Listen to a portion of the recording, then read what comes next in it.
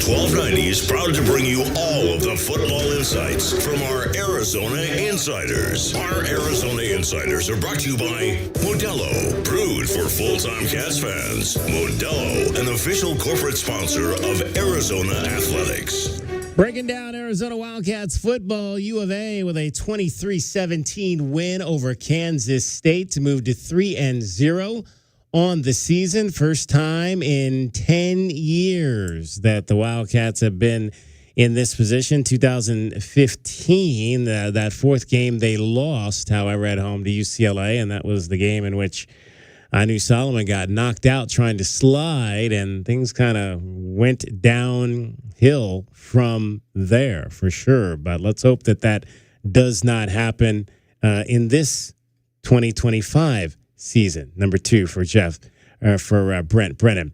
Pleased to be joined by Glenn Howell, the tight end, U of A football class of 1985. As always, Glenn, after watching the tape, what did you like most about the way the Wildcats got it done on Saturday? Well, I'll tell you, Dave, being 3-0, and then after watching the tape said, man, we could do so much better. And we're 3-0.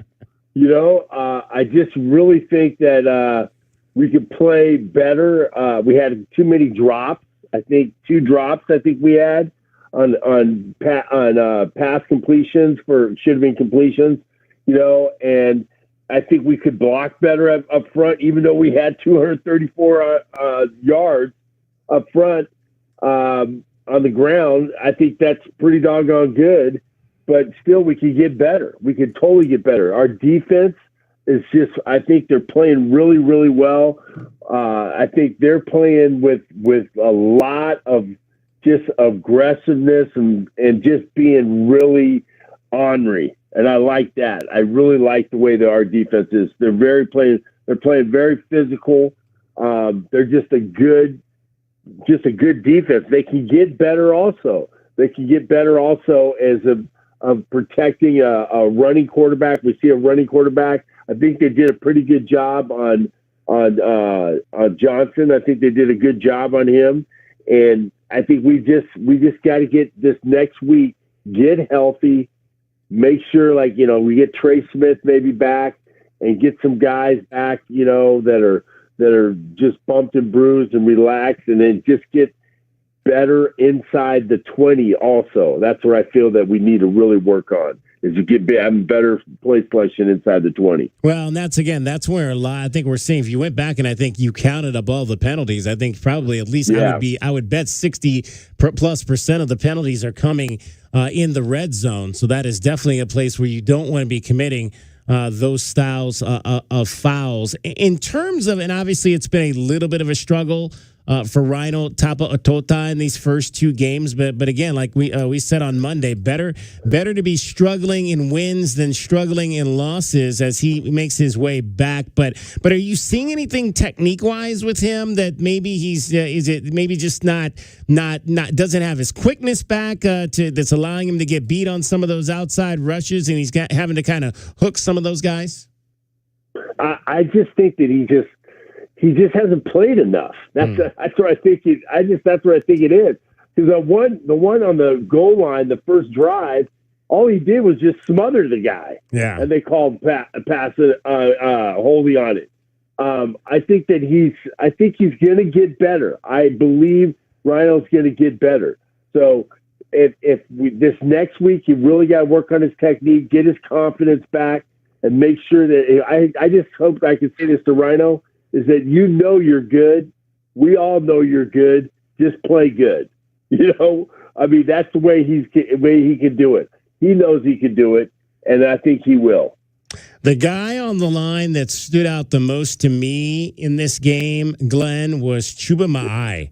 I mean, I thought Chuba at left guard was fabulous. I mean, he was in there mauling folks, and he may not have the athleticism of Michael Wooten. Michael Wooten might be a little bit more athletic and getting out on some of those pull situations, but in some of those straight line runs that they were running off the left side, I mean, he was just twisting guys over and opening up holes. I really was impressed with what Chuba did out there.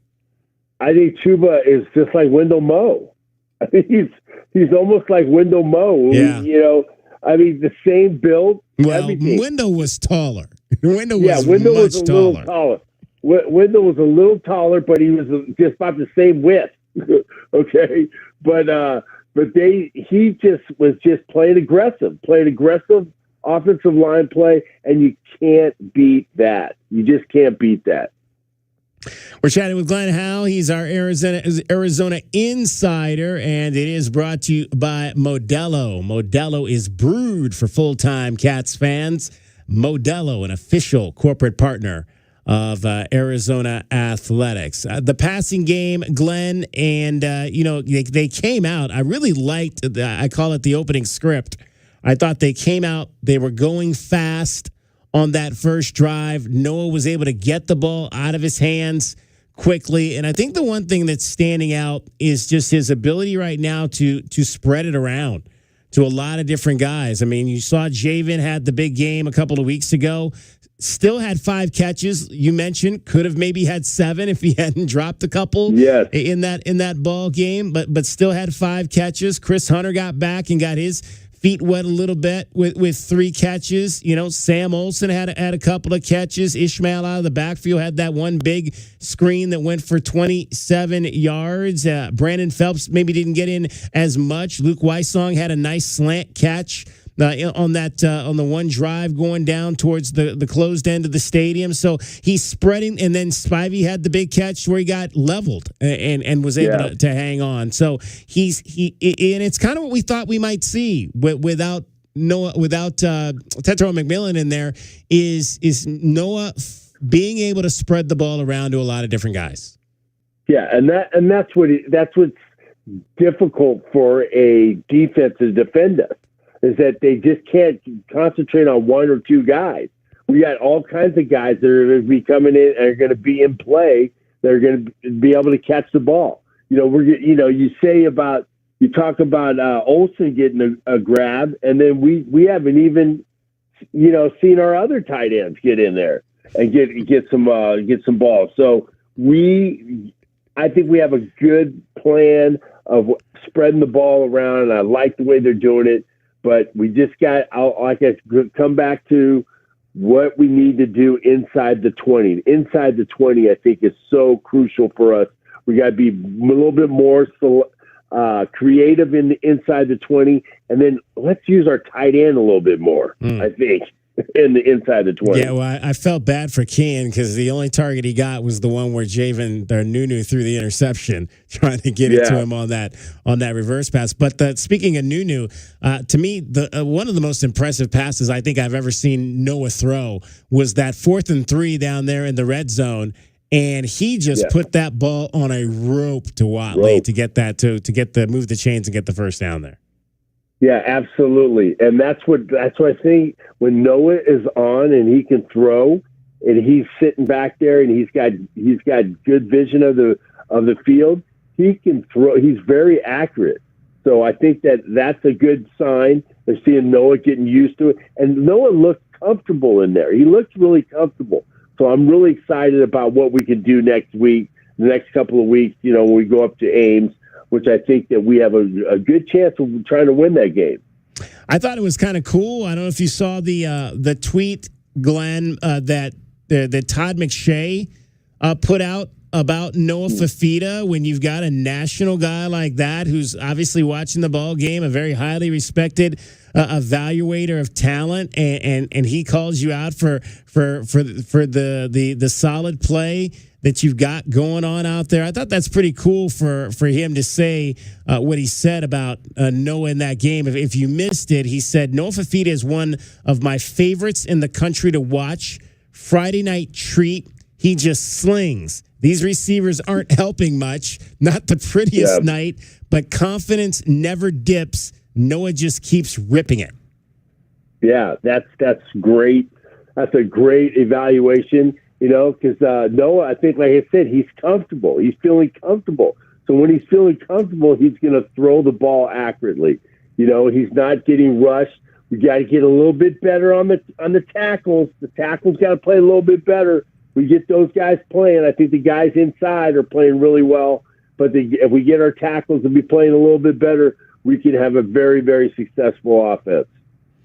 We're chatting with Glenn Howell. It's Wildcat Breakdown. He's our Arizona insider. It is brought to you by Modelo. Modelo brewed for full-time Cats fans. Modelo is an official corporate partner of Arizona Athletics. Glenn, what stood out to you about Ishmael Mahdi's night? Obviously huge on the ground for the Arizona Wildcats. 189 yards rushing to go along with 2 yards in receptions as well. Big time night for that young man in just his third game wearing a Wildcat uniform. I just love the way he hits the hole. He hits the hole, and he's aggressive through the hole. He's got great vision and just gets north and south. North and south. If you try to tackle him, you better be ready.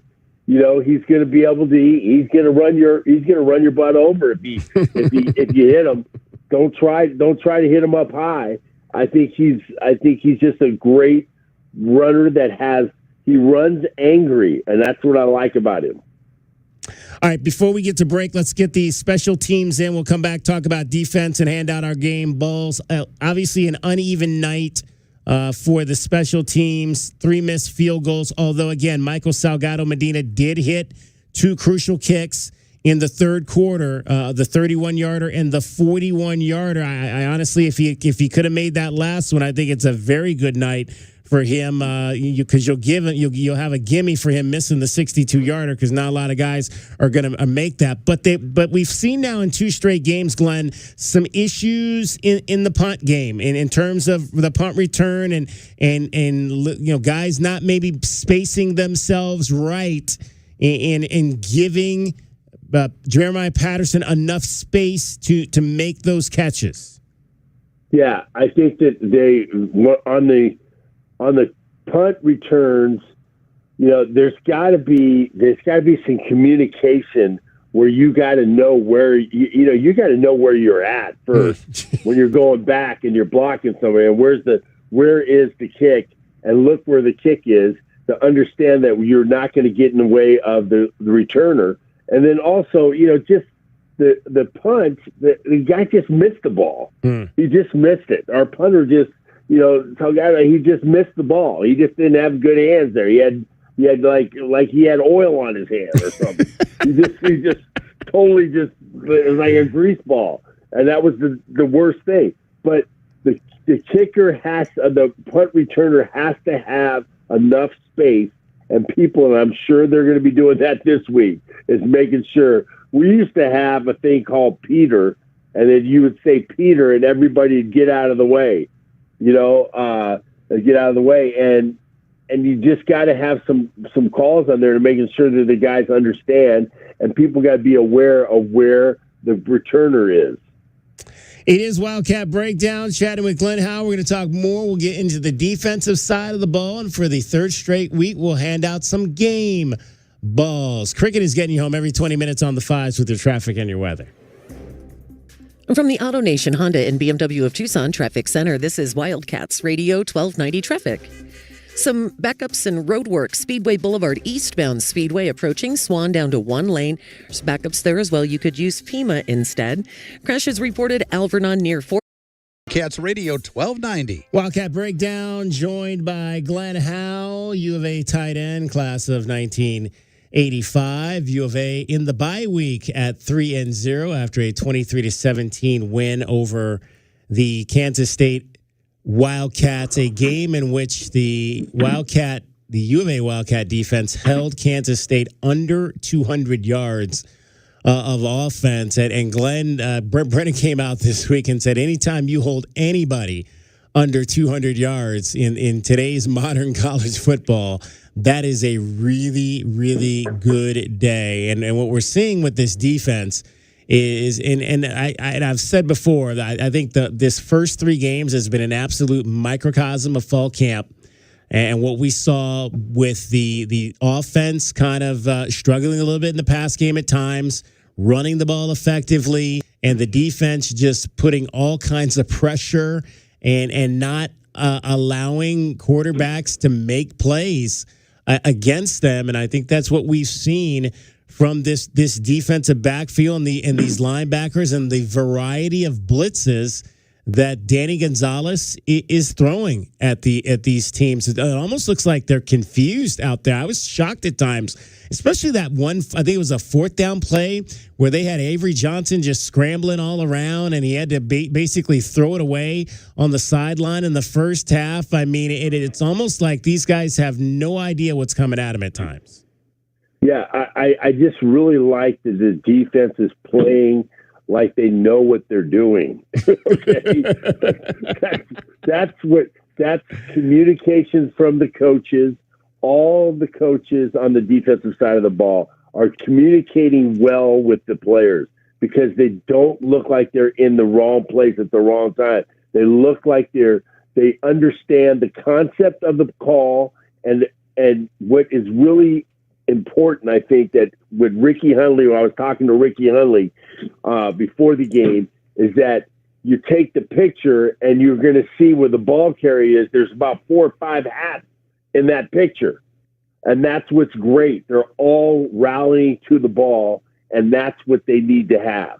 They need to have a defense that is rallies to the ball. And there's always, if you always see the guy running with the ball, you see him and he gets hit. There's 4 or 5 guys hitting him. And that's what you want to have. You want to have the 4 or 5 hats in the picture, and that's great. Interesting, Glenn. I thought that, and going back to the pressure piece, I thought it was interesting that they basically blitzed all night, but then in that last drive, when Kansas State had the ball to go down and win the game, they backed off more into coverage.